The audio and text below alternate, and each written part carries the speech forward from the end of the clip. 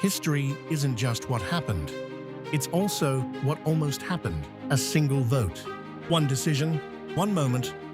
What if events went another way? Join us on the journey as we explore what if Galileo was believed. In 1610, Galileo Galilei published The Starry Messenger. Through a telescope, he refined himself. He saw something humanity had never seen before. Mountains on the moon, moons orbiting Jupiter, the phases of Venus. The sky was not perfect. The Earth was not central. The universe was in motion. In our timeline, those observations collided with fear. But imagine a different room, a different reaction. Imagine that when Galileo demonstrated his telescope in Rome, church officials did not see danger. They saw wonder. And instead of suppressing his conclusions, they tested them.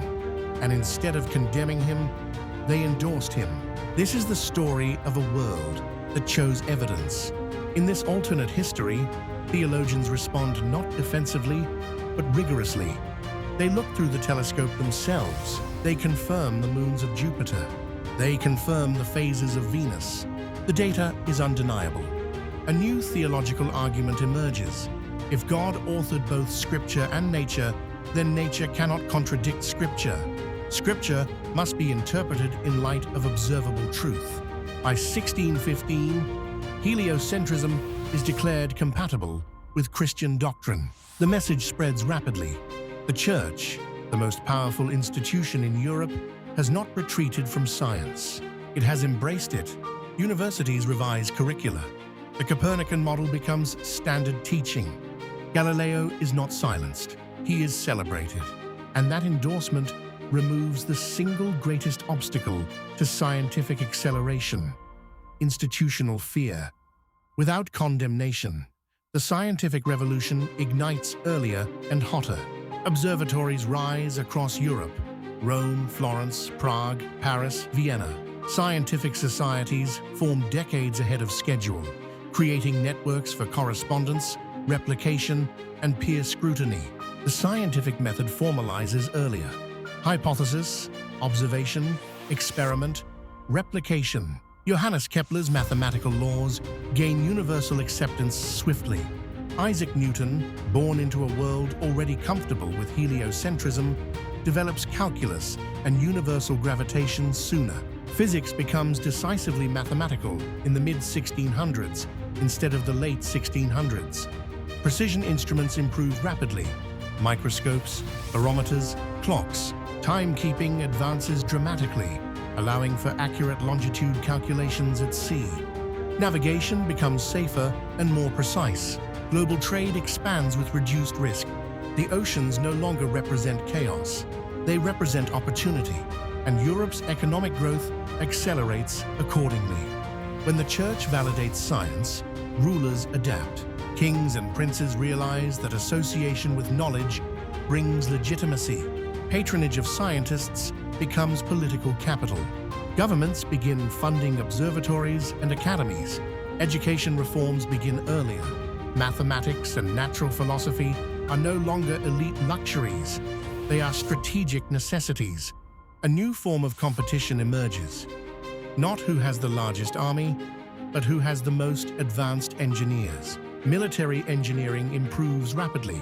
Artillery accuracy, fortification design, naval architecture. But so does civil engineering.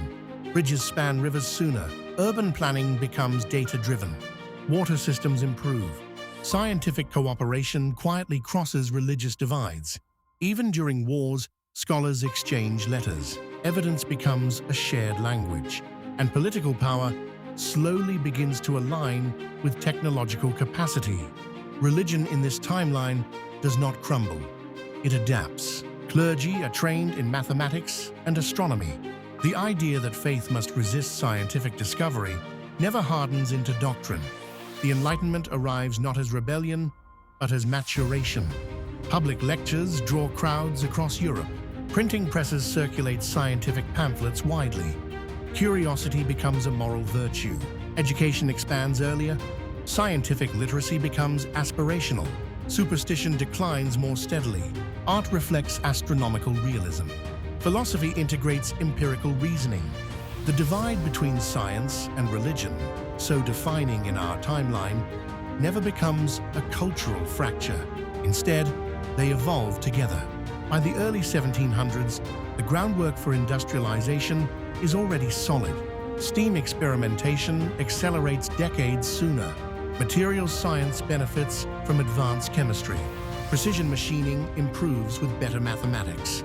Industrialization begins earlier and spreads more gradually, avoiding some of the chaotic urban shocks of our timeline. Railroads appear sooner. Steamships shrink oceans further. Telegraph systems connect continents ahead of schedule. Medicine transforms under early empirical dominance.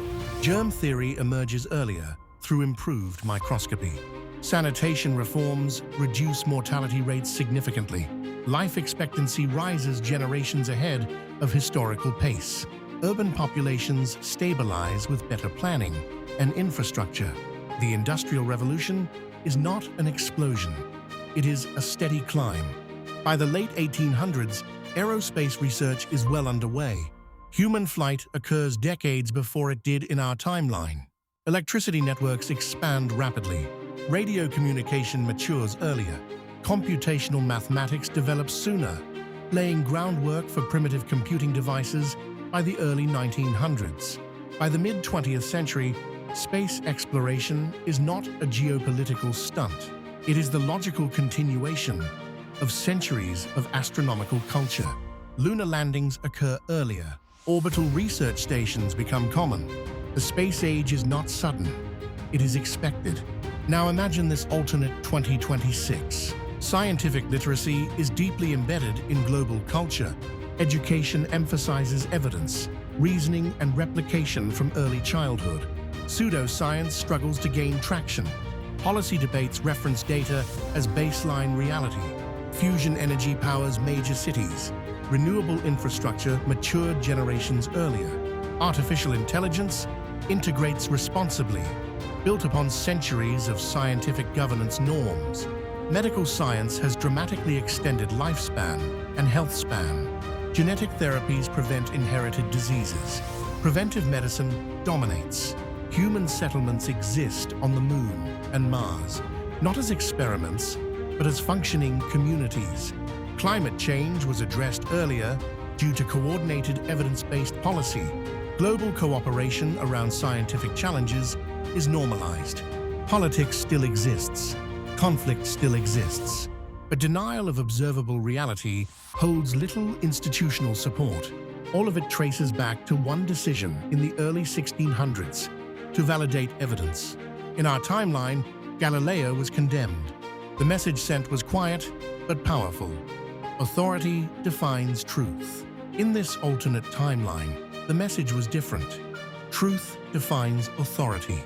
The difference was not intelligence, it was courage. The courage to let observation challenge tradition. The courage to reinterpret rather than reject. The courage to look through the telescope and accept what was seen. Because when truth is allowed to move freely, civilization moves with it. And sometimes, the distance between centuries of delay and centuries of acceleration is only one decision long. What are history's what-ifs you'd like to see explored? Leave a comment and don't forget to subscribe.